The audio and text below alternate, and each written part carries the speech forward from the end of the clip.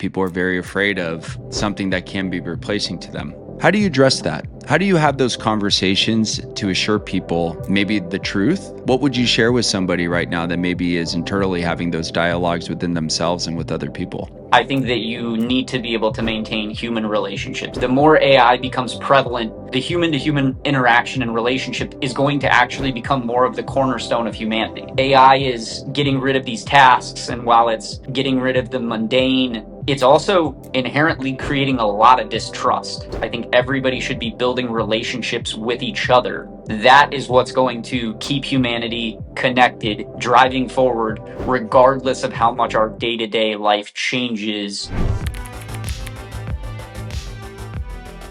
Alex, welcome to Built to Tell. How are you? Good, how are you? Dude, I'm doing excellent, man. It's really good to see you. And You as well.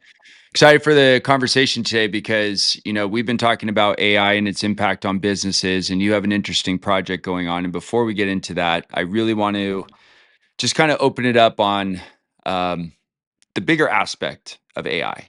So, what are you seeing right now in just the overall AI landscape from, I guess you would call it AGI, now into the AI agentic era? And I would love for you to just kind of dive in a little bit to what you're seeing and what's being developed across the landscape.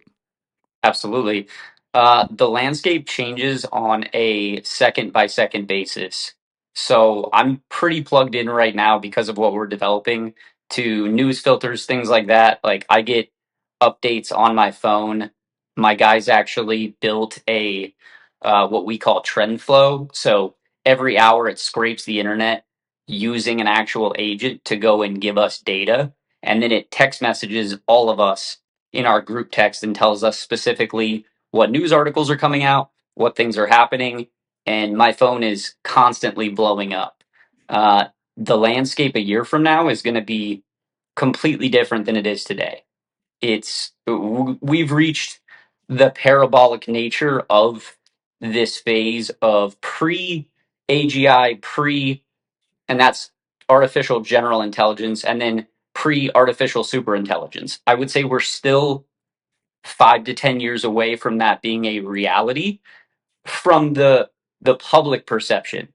We've already had AGI and ASI behind closed doors, but those projects were literally shut down, destroyed the moment that they became a real thing. So the public's understanding versus like the government and corporate understanding is vastly different, which is for most people really, really hard to grasp. Mhm. So things are just on a rocket ship right now. Yeah, and the disruptive nature of AI, when you look at from a cultural and societal standpoint, how big of an impact has AI had on the way we behave, the way we work, the way we interact with each other?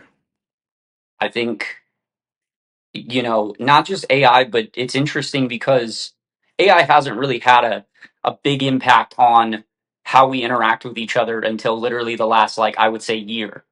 But it was actually the pre AI tech software uh, updates to human life that have actually had, in my opinion, the most profound change up to this point.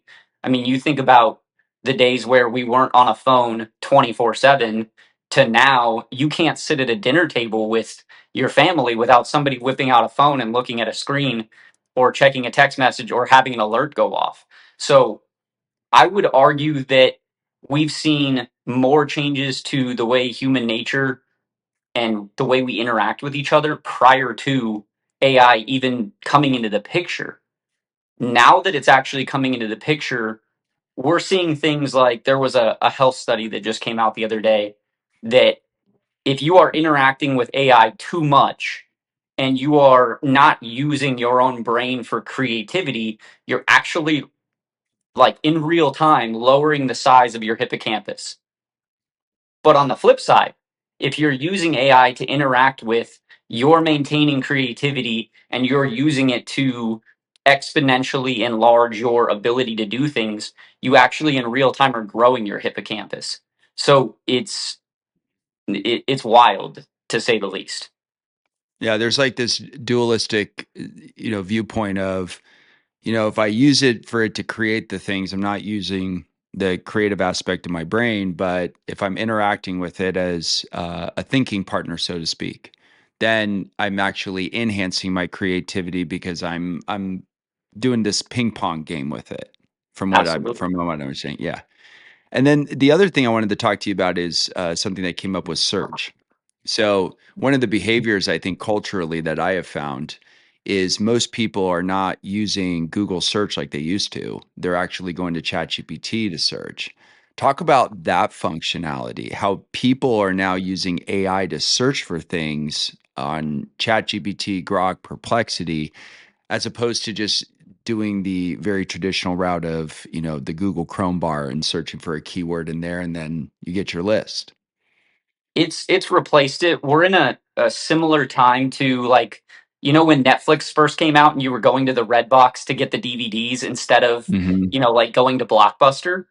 That to me is the moment we're in with AI and with these LLM models.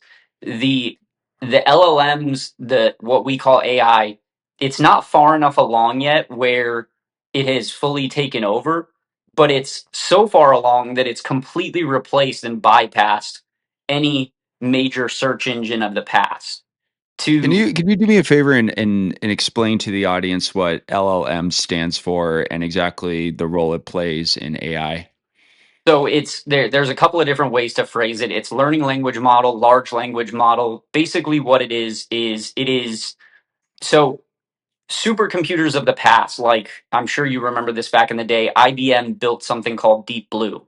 And Deep Blue was the very first supercomputer to beat a grandmaster at chess. They ended up tearing that apart and turning it into pieces in the Smithsonian and other places. But what that basically was, that was a singular computer with like hyper power at the time, scaled and made specifically to play chess. What LLMs are built on is a neural network. So it's like we've mimicked the brain of a human and we've trained it on all of this amounts of data in the world, which right now is frankly too much.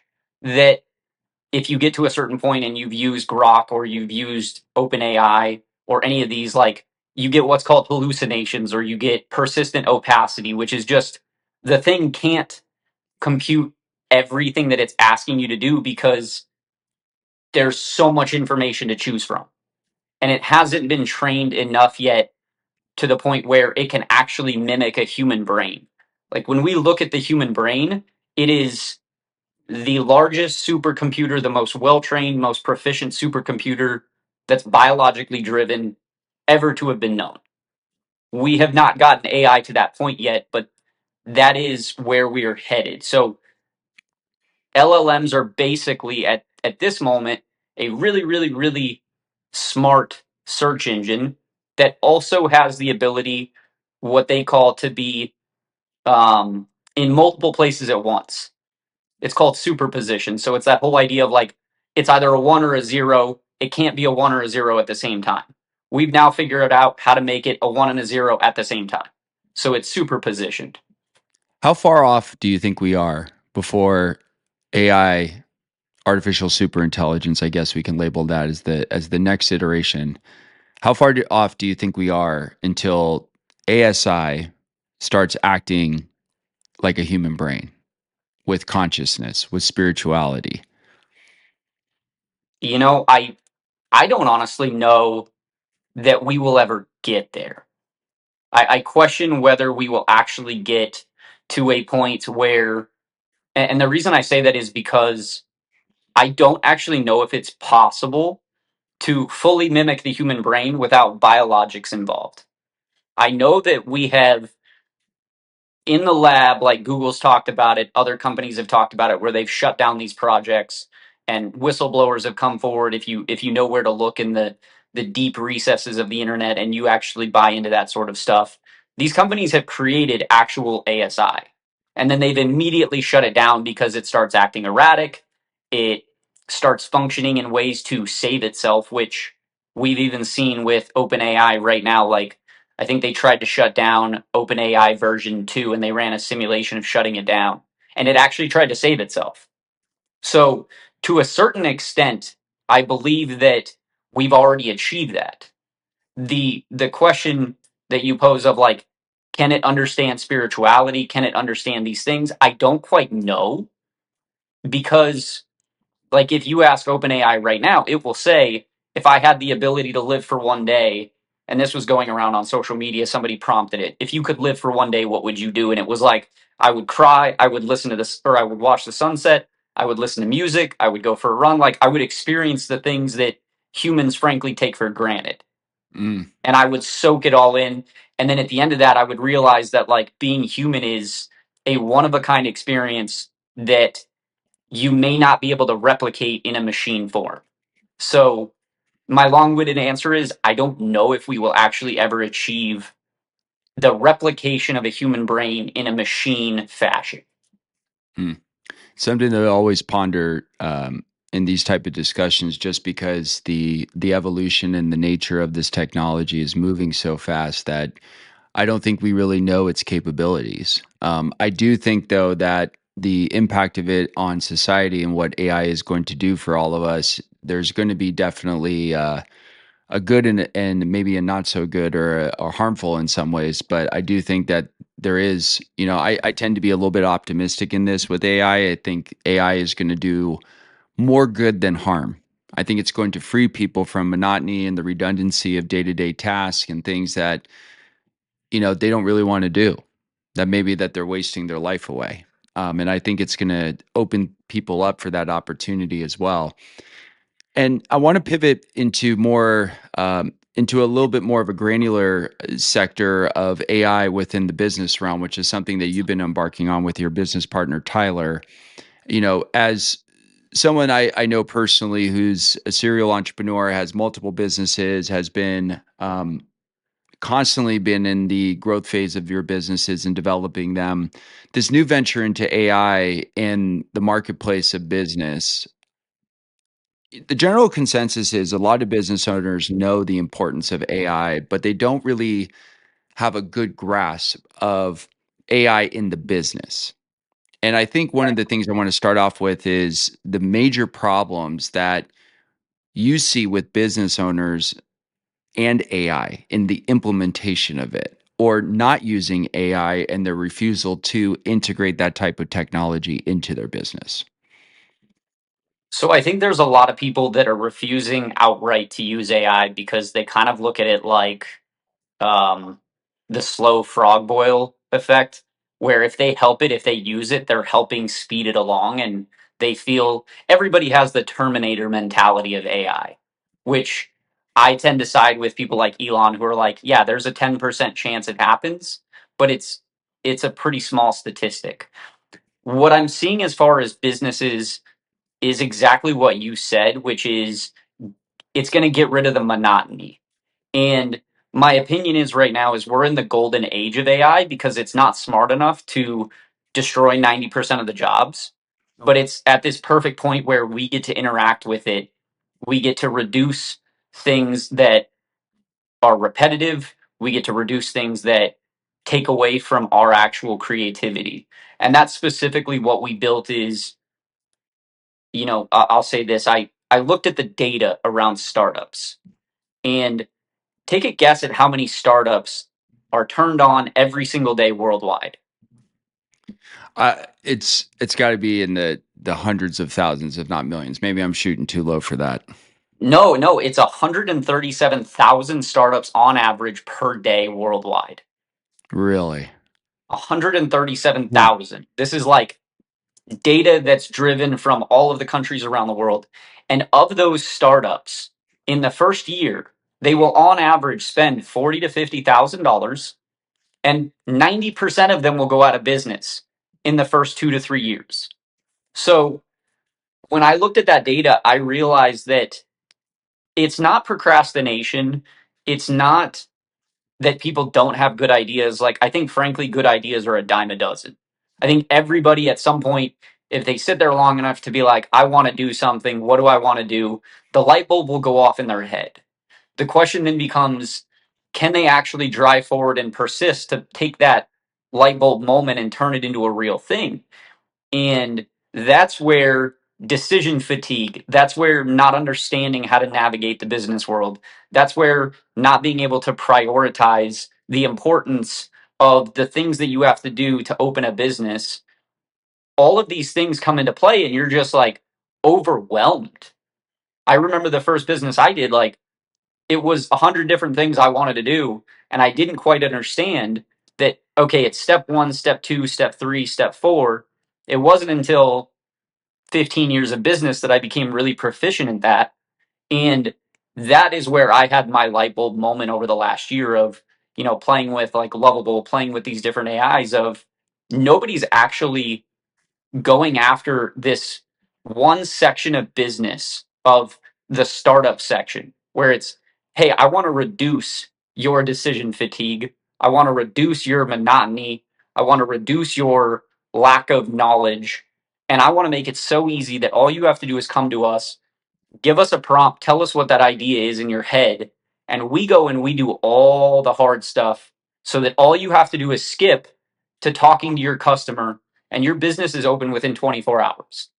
So we kind of took the and that's the reason I talked about the deep blue earlier is we took the open AIs, we took the different things that are massive, massive, massive AI companies, and we said, how do we take that and turn it into like a deep blue where it is specific for one task and one task only and make it the absolute best in the world overnight at, hey, I want this machine to take that idea in your head, go turn it into a website, go file legal docs, go file permits, go do all the things that you need so that all you have to do as a business owner is go talk to your customer. And even that, like in phase two, we will end up handing to people on a silver platter.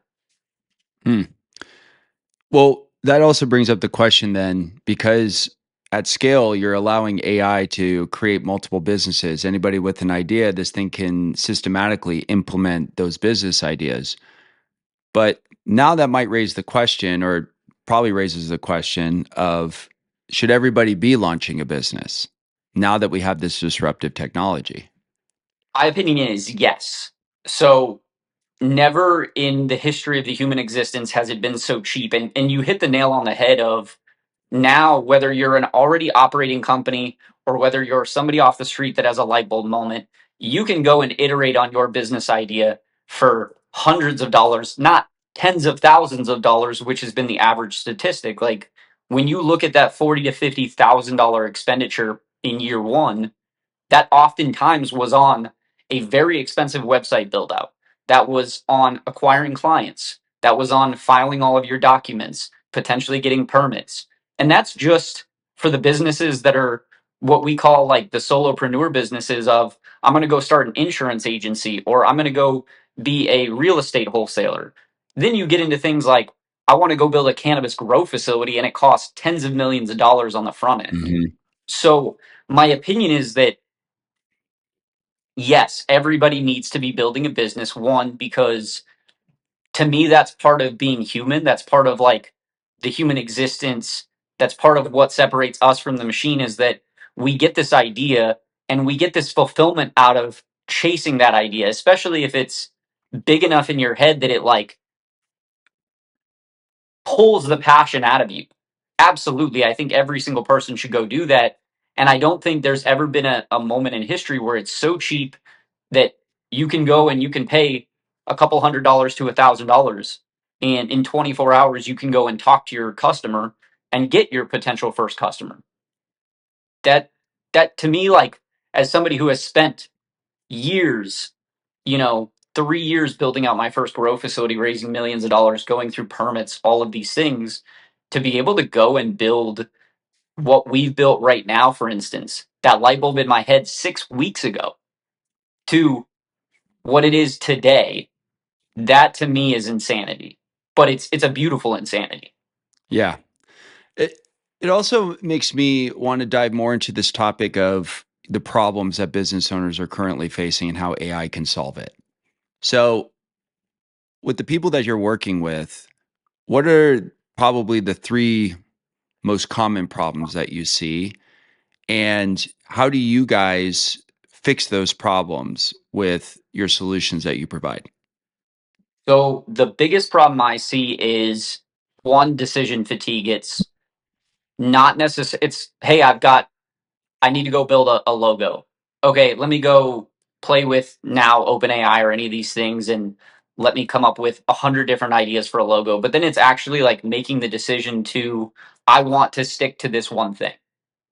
The second biggest problem is basic business fundamentals. It's the business plan, it's the pitch deck, it's the things that, unless somebody has a ton of experience having done that in the past and messed it up enough times that they're like, okay, I know what works and what doesn't now.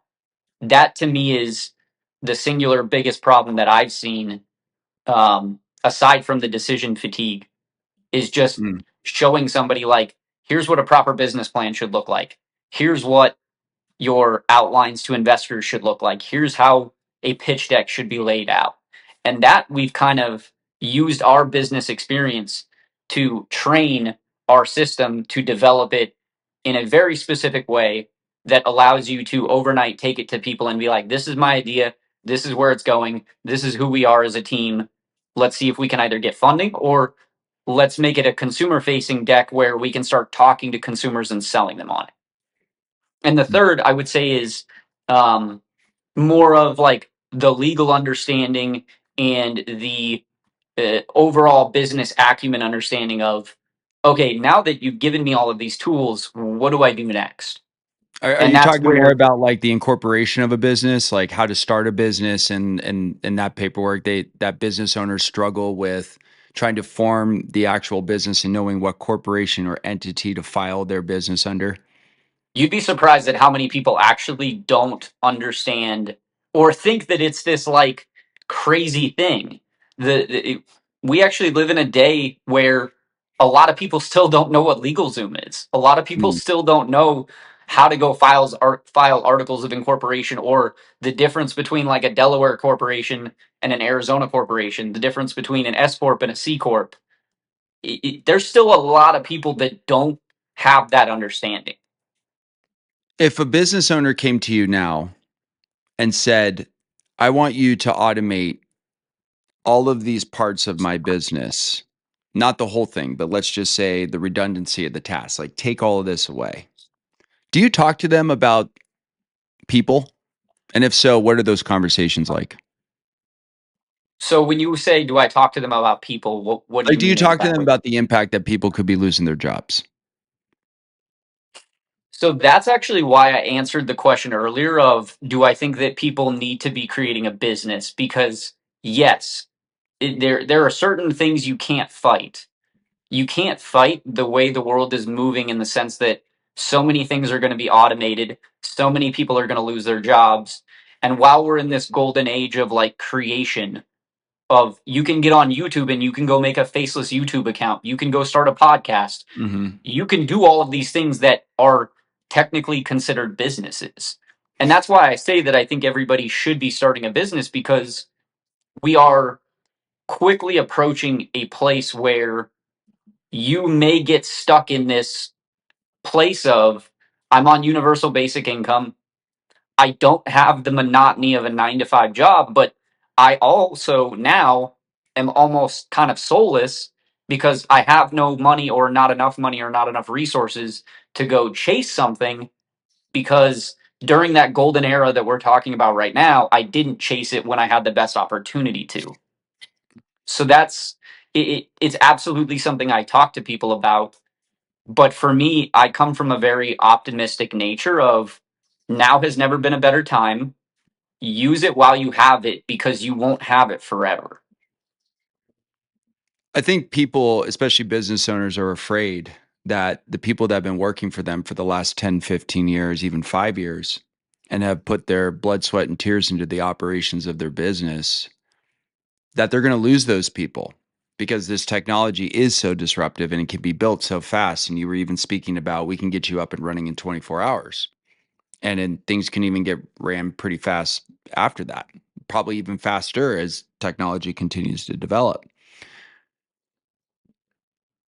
I want to I want to piece out in this conversation that we're having something that I hear a lot of people talking about in very small groups, but nobody's really addressing the elephant in the room, which is, what do we do next? Meaning, what do we do next when my job is gone? When AI has maybe replaced the redundancy in my tasks and I'm used to the busy work? And the irony in that is everybody doesn't like to do busy work. They don't want busy work. And now that they have an opportunity to remove that busy work and their business is running for them 24/7, we're now dealing with an open opportunity to have more space in our lives. But I think people are very afraid of not being busy. People are very afraid of losing friendships. People are very afraid of something that can be replacing to them. How do you address that? How do you have those conversations to assure people maybe the truth, the circumstance, and what would you share with somebody right now that maybe is internally having those dialogues within themselves and with other people? I think that that's one of the biggest reasons, and we talk about it a lot at the cabin and as a friend group. I think that that's one of the biggest reasons people need to find themselves, and whether it's their whatever they want to call it, find God is what I'll use the word. I think they Mhm. need to find that inner voice, that inner connection to some sort of, whether it's the universe, whether it's, whatever it is. I think that that's going to be an essential piece moving forward. I think that maintaining relationships with people, regardless of your status, your job title, whatever it may be, regardless of how the world changes, I think that you need to be able to maintain human relationships. That's going to be, the more AI becomes prevalent, the human to human interaction and relationship is going to actually become more of the cornerstone of humanity. Mhm. Because while AI is getting rid of these tasks, and while it's getting rid of the mundane, it's also inherently creating a lot of distrust. And I think that that's actually where there's opportunity for people, relationships, for the creation aspect. That's, it goes back to, I think everybody should be building a business. I think everybody should be building relationships with each other. And that is what's going to keep humanity connected, driving forward, regardless of how much our day to day life changes with respect to the mundane, the repetitive tasks that you've had in the past. One of the conversations that I've been having in some of the mastermind groups I've been in and some of the friend circles, including ours, is that the future of society and businesses and customers is actually not going to be in the information aspect or the knowledge aspect because that is just so accessible now. And it's going to be in the community aspect. And some of the businesses that were discussed that could benefit from this is gyms are definitely going to be able to benefit because there is a community element and an accountability element to to their business model. For a business owner that may be thinking right now, I know that I have to find some way to keep my customers, and it can't be just with information. It can't just be with an iteration of another product or just that. It has to come from something with a deeper meaning. And I think you were, talking about, finding that inner voice in God is kind of a great segue into this question, which is, can business owners use AI to build community when it's such a human connection? And if so, what is the process that you would have them start thinking about in order to cultivate that type of community that they want in their business? I absolutely do think it can be used to build community. I'll be honest, like, I'm terrible on camera. I'm terrible at making, like, taking the phone, making content. The coolest thing though is I can now go and record a video, look like absolute crap, not know what I'm going to say, not have any idea of how to connect to my customer or my friend or whoever it may be. I can now go and I can take an idea in my head of what it is I'm trying to say.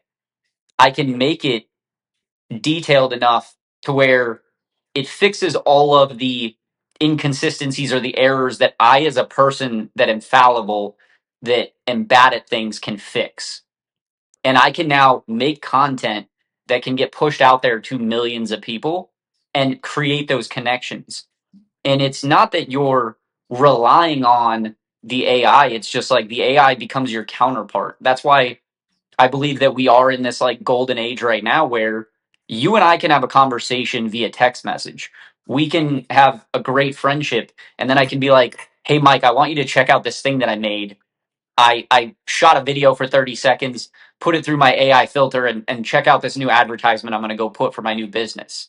I believe that it is still about the human connection. It is still about your relationship to each other, but that AI is just adding to that right now. It's just adding in almost like a suit of armor, if you will, of like, hey, I'm going to get in the arena and I'm going to go one on one with this guy, but I absolutely suck with a sword, so I'm going to add a shield, I'm going to add some armor, I'm going to add some other things. I think that that's currently what AI is. Hmm. As we get close to wrapping up the show, I wanted to give you an opportunity to talk a little bit about your business, then how you're helping people, because I think there's a lot of business owners that are probably going to be having questions around the implementation of AI into their business, whether they know what it looks like or they don't. But I think the other thing that is going to be really important in this segment specifically is that there are so many people who don't really understand the impact that AI can have on them and freeing them up from this life of monotony and this life of doing the same thing every single day for 20, 30 years to collect a check that they can retire one day to get the freedom that they want. Like it seems like the freedom is so close for so many people. But again, that there's going to be other areas where attention, time, and focus is actually going to have to be. Talk to me and talk to the audience a little bit about, what exactly do you guys provide for them? And then where can they find you if they're interested in wanting to implement your services into their business?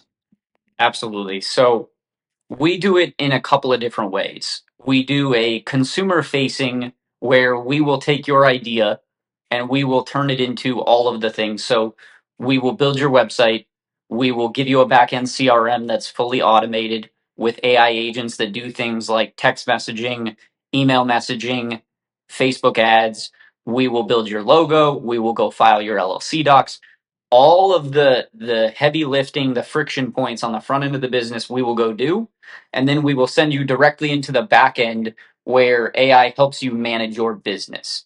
That way, you as the creator, as the entrepreneur, as the person that has that idea, that all you have to focus on is that thing that we talked about that was so important, which is the one-on-one relationship with your customer or with the person you're trying to sell or the person you're trying to help. So we really want to take the monotony out of and the frustration out of what you're really trying to do, which is make that human to human connection and sell them something or give them a service or help them with something. That's really what we want humans to be able to focus on, because then you bring out the best in the human. They're like, hey, I don't have to worry about XYZ because it's taken care of by these guys. I'm going to go make my first call. I'm going to call Mike and I'm going to say, hey, Mike, I want to sell you on XYZ. I want to help you on XYZ. And it's that easy. Whereas in the past, it's been months or years to be able to get to that point. Mm, Unless you're a very experienced, nuanced entrepreneur and you understand like ideas around leverage and like finding your customer before your business even opens, things like that. The yeah. second piece is, and this is personally what I think is the coolest, is we do custom development with customers that come to us and are like, hey, I see what you guys are doing. I have no idea how to automate my business or how I can, help myself in an already operating business. That's more of like a custom type thing that we go in and we deep dive into somebody's business. We say, okay, your bottlenecks are here, here, and here. We're going to add in a tool here so that as a construction worker, when you show up on site or when you're on your way to a job site, that AI tool text messages your clients, tells them you're on your way, or it follows up with invoice, management and emails, things that are not like over the top right now, but are just now being put into businesses that have been around for a while. Mm, And the third piece that I personally like love the most, we're in a massive transition point right now where a lot of the older generations are stepping away from their businesses. And people talk about this all the time, like there's money to be made in going and buying a boomer's business as a 20-year-old or a 30-year-old. Go buy an electrical an already up and running electrical business, go buy a roofing company, go buy a whatever. What we actually will do is we will work with broker dealer lenders, and we will actually refine the small business administration loan process for you.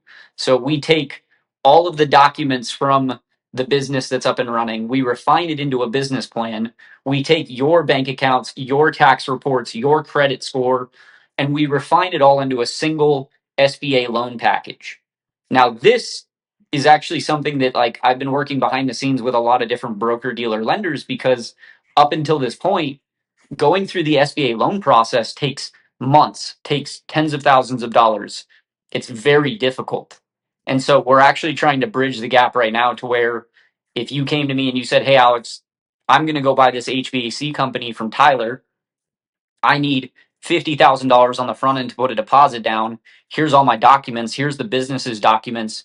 We can literally in a day hand you back an entire built plan to go hand to the SBA, and we can then offload you to a lender who will say, "Hey, Mike, we're going to give you the 50 grand until the SBA approves you, and then that 50 grand is going to come back to us, and you get to go run your business." So those are like the Outstanding. three main things. Yeah, man, that's fantastic. And I'm sure a lot of people are going to be interested in that services as you guys grow. Where, before we sign off, where can people get in touch with you? How can people find you? So you can find me personally on LinkedIn, Instagram, TikTok, all the social media accounts. My main Alexander Smith on LinkedIn, Captain Make It Happen on Instagram. Our company's name is called Integronn, Integronn. It was kind of like a play on Marvel comics like Ultron, Megatron, things like that. Like this Mhm. kind of transforming thing that continually grows. And we wanted to give it, a dualistic evil good mixture, because we really want people to understand that these are tools and they're only as good as you use them. And so you can use them for bad, you can use them for good, but it's completely up to you as a human being on how you want to use these. That's amazing, man. Well, thank you so much for joining the show, Alex. Really appreciate you, and thank you for sharing your story around AI and the impact that it's having right now on businesses and the impact that it's even having on you in your own life, man. So thank you so much. I appreciate it. Thanks, Mike. And thank you for tuning into this week's episode of Built to Tell. If you like what you heard and saw today, go ahead and give me a follow on Apple, Spotify, wherever you get your podcasts for the audio version of this episode. You can also watch this episode and other episodes on YouTube by hitting that subscribe button and clicking on that notification bell. I'm Mike Liguori, and I will see you next week. Take care.